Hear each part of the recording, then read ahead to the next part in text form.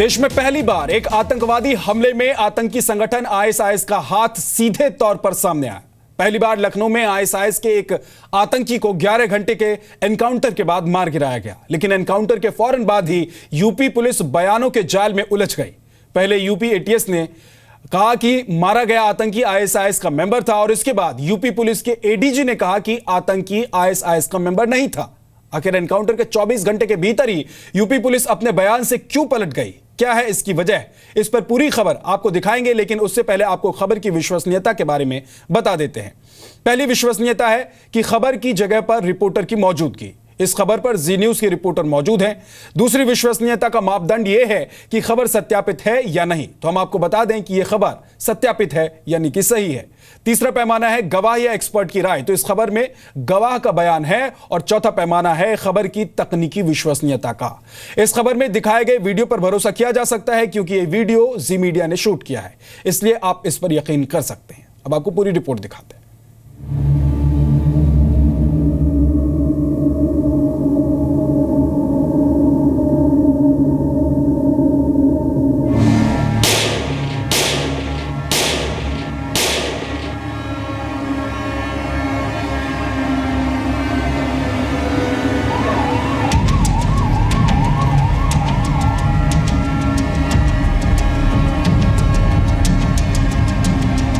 Encounter पर confuse क्यों है यूपी पुलिस? आईएसआईएस का जो मॉड्यूल है, जो खोरासान प्रोविंस का अपने आप को बताता है, उसका ये सक्रिय सदस्य है। आईएसआईएस के एज सच किसी से जुड़कर कोई हमारे पास प्रमाण उनका नहीं। 24 घंटे के भीतर ही यूपी पुलिस का बयान क्यों बदला? कोई भी ऐसा हमारे पास प्रमाण नहीं है कि हम कहें कि ये किसी से संबंधित थे।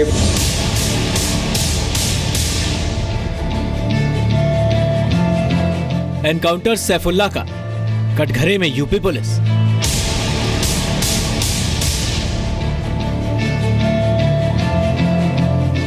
एनकाउंटर पर यूपी पुलिस की रनिंग कमेंट्री से गृह मंत्रालय नाराज।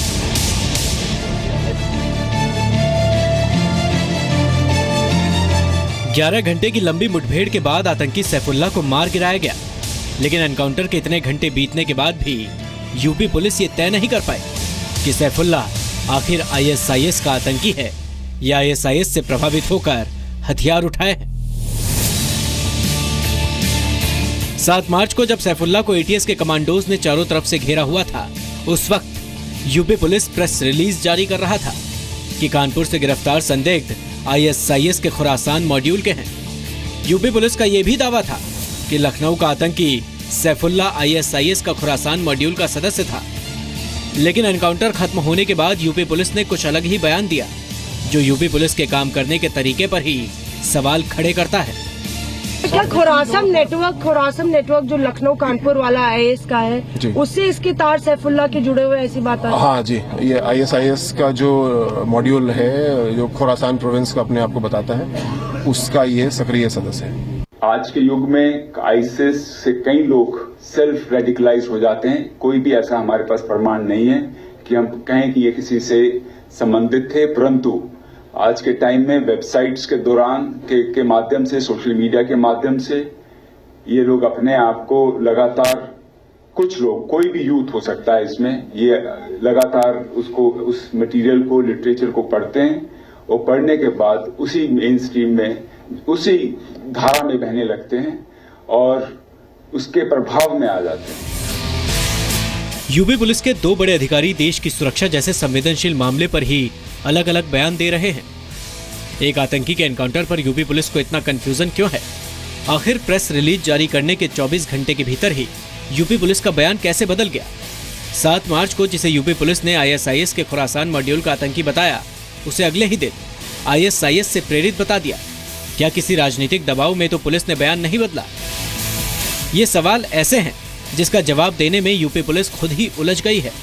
वहीं मध्य प्रदेश के सीएम शिवराज सिंह ने कहा कि भोपाल उज्जैन ट्रेन में ब्लास्ट कराने वाले आतंकी और लखनऊ एनकाउंटर में मारा गया आतंकी भी आईएसआईएस का ही सदस्य है।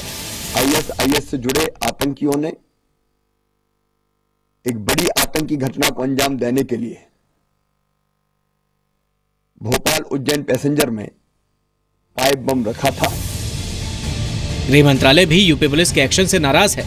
सूत्रों के मुताबिक जिस तरह से यूपी पुलिस के आला अधिकारी मीडिया को ऑपरेशन का लाइव अपडेट दे रहे थे, उस पर गृह मंत्रालय ने आपत्ति जताई है। गृह मंत्रालय इस बात से भी नाराज है कि बिना पुख्ता जांच के ही यूपी पुलिस ने सैफुल्लाह को आईएसआईएस के मॉड्यूल का आतंकी बता दिया। सूत्रों के मुताबिक गृह मंत्रालय चाहता था कि यूपी पुलिस को आईएसआईएस का नाम बताने से पहले जांच पूरी करनी चाहिए थी, क्योंकि पहले ही आतंकी संगठन के नाम का खुलासा होने से कई आतंकियों के फरार होने की आशंका है। आपको बता दें कि मुंबई हमले के बाद सभी राज्यों के डीजीपी और दूसरे अधिकारियों के लिए आतंकी ऑपरेशंस के दौरान गाइडलाइन तय की गई थी, लेकिन 8 मार्च के एनकाउंटर में यूपी पुलिस ने बड़ी लापरवाही बरती और गाइडलाइन का पालन नहीं किया। आईएसआईएस के जिस खुरासान मॉड्यूल को लेकर यूपी पुलिस कटघरे में खड़ी है और उस पर सवालिया निशान लगे हैं, इस मॉड्यूल के बारे में भी आपको जानकारी देते हैं। इस्लामिक स्टेट ने 2020 तक भारत समेत दुनिया के कई देशों पर कब्जे का प्लान तैयार किया है। इसके तहत यूरोप, चीन, भारत और नॉर्थ अफ्रीका के हिस्सों में आईएसआईएस कब्जा करना चाहता है। अपने मंसूबे को अंजाम तक पहुंचाने के लिए आईएसआईएस ने एक नक्शा बनाया है। नक्शे में भारत समेत एशिया के बड़े हिस्से को खुरासान नाम दिया गया है। पाकिस्तान और अफगानिस्तान के कुछ हिस्सों को मिलाकर खुरासान कहा जाता है। भारत में भी खुरासान मॉड्यूल आतंकी हमले की फिराक में लगा रहता है।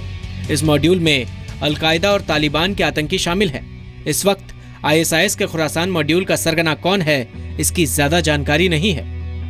कि आईएसआईएस ने अपनी जड़ें यहां पर स्थापित कर ली हैं, इसलिए ये आवश्यक होगा कि केंद्र की अभिसूचना इकाइयों जैसे आईबी, रॉ, इंटेलिजेंस की अन्य शाखाएं और इंटर स्टेट कोऑर्डिनेशन को एक बहुत अच्छे स्तर पर क्रियाशील होना पड़ेगा। शिवराज चौहान के मुताबिक उसकी उन्होंने सीरिया में फोटोग्राफी भेजी, तो ये साफ तौर पर लगता है कि आईएसआईएस जो है हिंदुस्तान में बहुत बड़े पैमाने पर अपना जाल फैलाने की कोशिश कर रहा है। लखनऊ में सैफुल्लाह के मारे जाने के बाद देश भर में कई शहरों से आईएसआईएस के संदिग्धों को जांच एजेंसियों ने गिरफ्तार किया या पूछताछ के लिए हिरासत में लिया है। सूत्रों के मुताबिक इस मामले में यूपी सरकार और मध्य प्रदेश सरकार ने अपनी रिपोर्ट भेज दी है। अब केंद्र सरकार एनआईए से जांच कराने का फैसला जल्द कर सकती है। गृह मंत्रालय ने यूपी पुलिस से मामले की एफआईआर कॉपी भी मांगी है। इस वक्त एनआईए टीम भोपाल और लखनऊ में मौजूद है और वो दोनों राज्यों की पुलिस को तफ्तीश में मदद कर रही है। लखनऊ से विवेक तिवारी, अमिता पारुल और नीरज मिश्रा के साथ मनीष शुक्ला, जी मीडिया,